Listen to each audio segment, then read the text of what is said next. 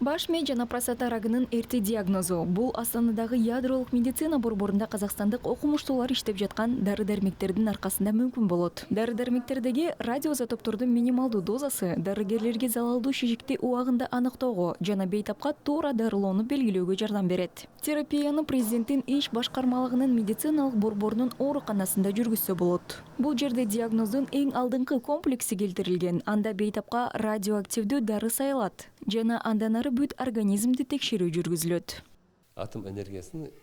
Атом энергетикасын экономиканын ар кайсы тармактарында колдонсо болот. Мисалы, рак ооруларын диагностикалоо жана дарылоо үчүн өндүрүлгөн радиофармацевтика. Бул үчүн өлкөдө керектүү ресурстар бар. Ошол эле радиоизотоптор өндүрүш үчүн мунай газынан өндүрүлөт. Чийки зат ресурстардын эсебинен гана эмес, биздин өлкөдө чыгарган мындай жаңы технологиялардын эсебинен дүйнөлүк рынокко чыгуу менен экономикага зор салым кошууга болот.